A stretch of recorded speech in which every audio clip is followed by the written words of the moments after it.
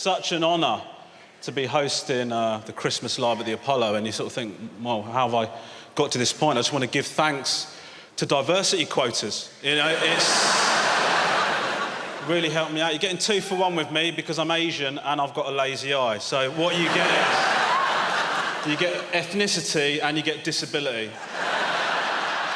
I do like Christmas. I like to play the race card at Christmas. What's good about it is that you can make anyone feel racist at Christmas. It's a really nice little tradition I like to do.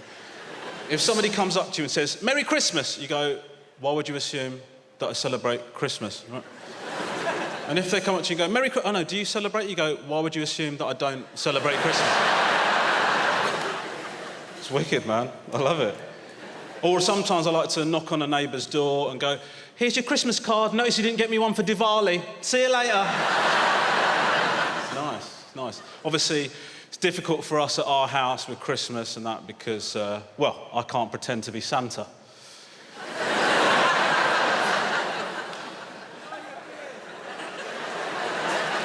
It's because of the lazy eye. It just makes it such a nightmare. The kids don't know which one I'm giving the present to. It's just... it's absolutely horrendous. My wife always wants to go away for Christmas, right? Last Christmas, she wanted to do Disneyland Paris. Has anyone been there? Yeah, I liked it. I found it difficult to engage with it fully because it was so expensive. It's very difficult to fully enjoy it when you know how much you've paid to get your family in there. Like, my kids were walking around just like all the visions of Christmassy Disney, and I just had, in my eyes, the invoice. Do you know what I mean? I was just... For me, Disneyland Paris is basically like a 3-day angry walk. Do you know what I mean? Just wandering around, going, "Fuck off, Donald!" Do you know what I mean? Just furious, so angry. It's the first time I really thought about learning another language, right? Because they all speak French, obviously. We're in France. I'm not so post-Brexit that they can't speak their own language in their own country. But I'm a very paranoid dude. We're queuing up for the Tower of Terror with my eldest son. Just about to get on the ride, the guy behind the counter turns to his mate and goes, "Zabakatata, shabatata." I was thinking, what the shit did that dude just say, man? And in my head, I'm thinking he must have gone, "I think the roller coaster is broken. Let's just try that one more time on this prick and his son."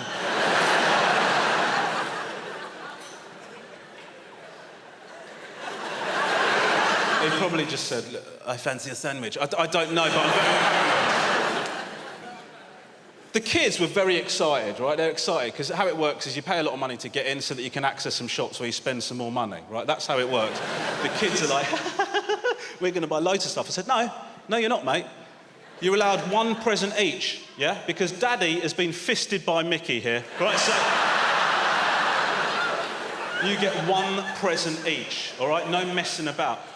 The little one... Well, the thing is, I actually made an extra saving because I've got a 7-year-old, a 5-year-old and a 2-year-old. The 2-year-old doesn't know what's going on, so sack him off. Do you know what I mean? I just gave him a croissant we got free at the hotel. There you go, mate.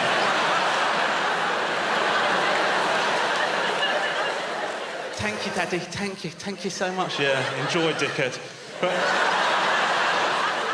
London, just a city dragging itself up by its cranes to ever new heights of unaffordability. It's been that way for years now, right? It's just a playground for the super wealthy and their offspring. And I'm not from that sort of background myself, regardless of what you may think from the way that I just pronounced the word years.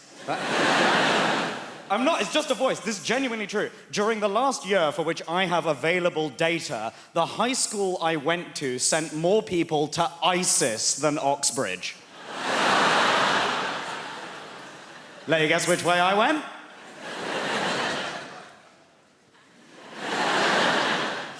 Pleasure to be here. Allahu Akbar. Lock the doors.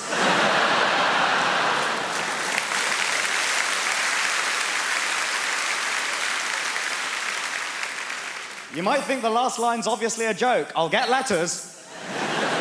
Genuinely, I get strangers anonymously contacting me online insisting that I want to impose Sharia law on the West, which, as the atheist son of Hindu parents, makes me feel ever so naughty. Sharia, moi. And now, look at me. Regular guy on the BBC at Christmas time. Yeah. Although, admittedly, owing to the BBC's diversity regulations, because I'm on the bill, you now have to refer to it as Krishna time. I know, right? O.M. Ganesh. Lots of differences between the generations. My favourite Christmas film is Die Hard. My dad's still waiting for the Hindu remake. Die Hard, get reincarnated, die even harder. It's been an interesting time this year. Lots of changes in my area at the moment, right? My part of London is undergoing a lot of rapid gentrification, they call it, right? I don't know if I can be a gentrifier because... I've gentrified places in the past. I work in the arts, don't get me wrong, right? I remember a while ago I lived in a place called Streatham in South London, and when I came towards the end of my tenancy, I remember walking to the station and realising that overnight a minicab office had been replaced by a vegan bakery, and I was like, my work here is done. It's different from the way that it used to be, you know? When my grandparents came to this country, with nothing, and yet they were able to start a family here, they were able to build a life for them, they were able to own property, largely because they drove down house prices in every neighbourhood they went to, but they were able... Property. It's not like that anymore for the different generations, right? So what do the young people do? You wait, you're probably watching this at home, all the generations together at last at Krishna time. Huh? All of the young people waiting for a grandparent to cough and hoping that that's what's finally going to get them on the property ladder. The problem is, as with any kind of inequality, with intergenerational inequality, the deck is stacked and we pretend it's a question of priorities that's made outcomes not identical, right? The number of times that I've heard, oh, you're worried you'll never get on the housing ladder, but you'll spend £3 on one of your fancy coffees, yeah? Yeah, oh, yeah, well, you'll never get a little flat, but you'll spend £3 on one of your fancy coffees. Bruv, that's because you bought all the £3 houses. Few of those left, I'd prioritise that over a gingerbread latte. That is not the world that we currently live in, right? Guys, I currently, as an individual, earn more than both of my parents did, put together, adjusted in real terms, when 23 years ago they bought a 4-bedroom detached house in North London. The problem is my fondness for brunch. Sure. My daughter and I were really close. I took her out for some festive cocktails last week, and we went to one of those lovely fancy sky bars down on the south bank of the Thames. And as we were queuing to get in, they were doing very, very thorough bag checks on the door. My daughter's face just fell, and she said, Mum, they won't suspect you. Can you put my weed in your pocket? Oh, something's gone wrong here, hasn't it? Can you put my weed in your pocket, please? And where was I going to put my cocaine? But we got in, we had the most wonderful night, and we kept getting free cocktails. There was a very, very good-looking young waiter, wouldn't let us pay for a single thing. At the end of the night, that waiter came over, he bent down, he said to my daughter, he said, if you weren't here, I'd take your mum home with me. I couldn't believe how long it took to get an Uber for my daughter. It was...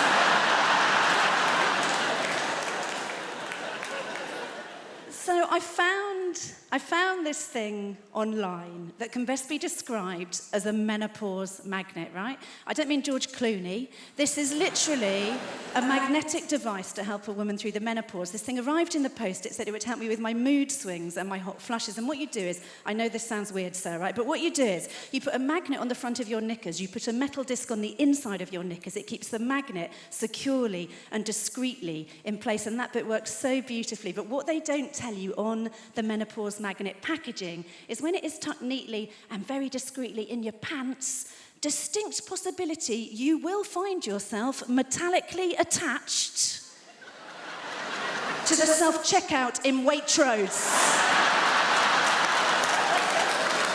The unexpected item in the bagging area. I just rang it through as a butternut squash and I pissed off.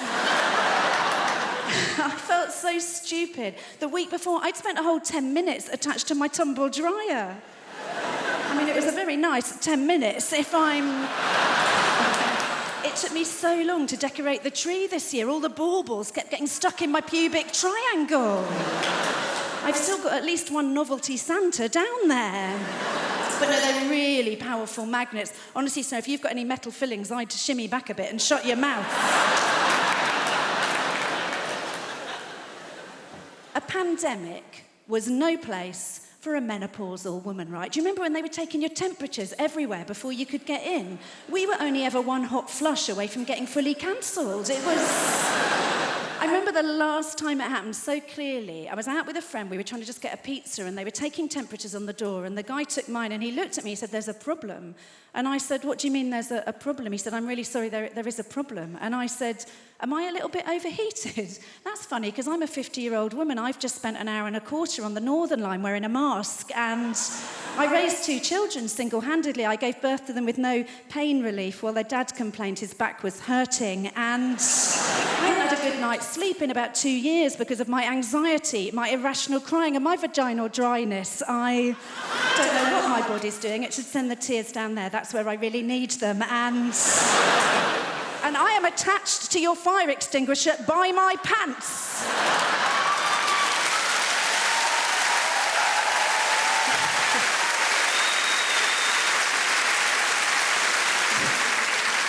Turned out the problem was with the card machine. You had to pay on the app, so... I've made a list of pros and cons, because I've been spending a lot of time in brothels and prisons. Made a list of pros and cons, always good, give you a bit of balance, Con, complete loss of all feelings of hope and possibility. It doesn't sound very good, does it? It doesn't sound much fun, does it? Pro, increased plug socket access. Bang, 1-1. I say increased, it's actually total plug socket access. I've got 32 plug sockets in my house. Each and every one of them is now under my sole domain. Con, all experiences that form the basis of my happiness and sense of self-worth are now destroyed by grief. Downer. A bit of a downer. Pro, less recycling. I can fit it all in the green box now. It's remarkable when you take into account just how much I'm drinking. Oh, John, you're meant to heat mulled wine. All right, Your Highness, hand me the bottle and leave.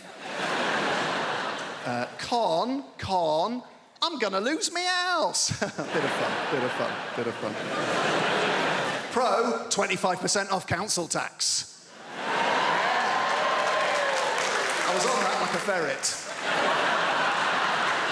Dialing as the door slammed. And that's us fresh out of cons. The rest are just pros, guys. Increased freezer space, all 4 drawers. Cheaper gas and electric. Reduced wear and tear on fixtures and fittings. And when I say reduced, I don't mean by half, because I was only ever responsible for about 10% of scuffs and spills. So we're looking at a net reduction of 90% in real terms. This is my favourite one. Ultimate control over where the iPhone charger cable is and why it is there.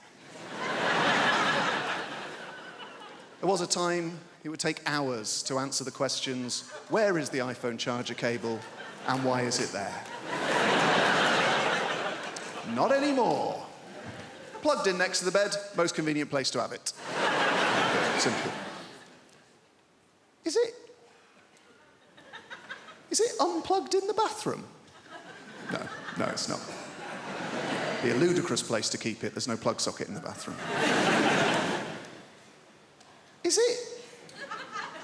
Is it in the front pocket of a rucksack you no longer use?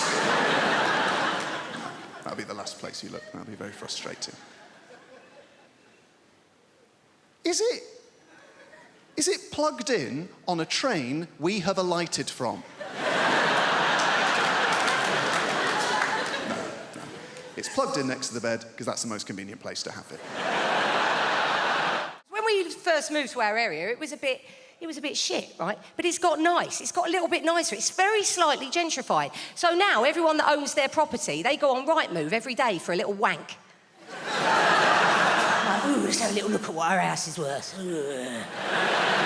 Let's think of somewhere cheaper and put it in and see what we can get for it. Put it in somewhere shit, somewhere, I don't know, somewhere up north. Put that in. And then you're like, fucking hell, we could own Hull. Disgusting. It's very vulgar. So, I've never lived anywhere nice before. It's been quite interesting watching it sort of change a little bit. Like, first off, there's little signs that you notice when a change is on the horizon. Like, first off, it's the availability of sourdough. Change a-coming. And then it's the pub. It's always the pub. You've got to keep an eye on the pub. The pub changes. Like our old pub, it was a sort of working class pub. Old blokes in there, smoking roll-ups, buying and selling the odd gun, watching Sky Sports, right? But they've all had to go now. They've all been kicked out and the pub's been done up. It's all shabby chic. It's all been done a bit retro. And now, you know, there's like pictures on the wall, old Polaroid photographs of working class blokes smoking roll-ups, buying and selling guns, watching Sky Sports. And you can eat there. You can get food in the pub now. You can get a rustic frittata on a distressed camping plate. Or like pizza off a bin lid. It's great. Tapas off a plank. Because gentrified people like to eat food from bits of shit in a shed, bits of crap, bits kicking around in a garage. I've had soup out of a bedpan. Nice. I like it. You have to get a tetanus after you've had a meal, but it's nice. And parenting at Christmas time, I worry about my parenting. I don't know if I'm that good at it. I get into rows. I row with my kids. You shouldn't row with kids, should you? It's really frowned at. I said to my friend, I row with my kids. And she said, what do you mean you row with them? You mean you, like, tell them off? I said, no, because that would suggest status, wouldn't it? That would imply I've got some power in our relationship. But I don't seem to have any power. We were in the supermarket recently, getting not all the shopping in. I'm quite harassed. I've got other things I need to be doing. One of them's like, no, we don't like pasta shells. We only like pasta bows. I'm like, it's the same. It's the same thing. All of the pastas are the same. The pipes and the bows and the shells and the twists. What are you looking at? I said, you don't give a toss about shape when it's chocolate, do you?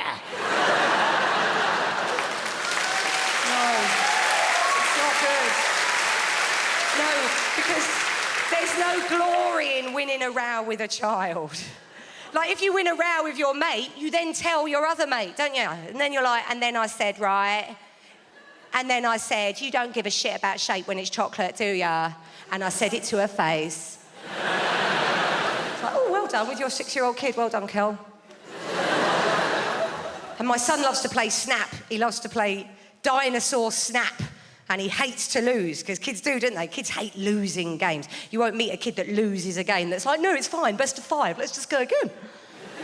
So I have to let him win, because I'm his mum and I love him in a sort of oppressive, cloying way. So I have to let him win. He'll lose at things later in life when I can't control that for him. But for this game of Snap, I can let him win, can't I? But it turns out that my reflexes aren't as sentimental as me. So a diplodocus goes down, and then another diplodocus, and before I quite know what's happening, I'm like, snap, snap,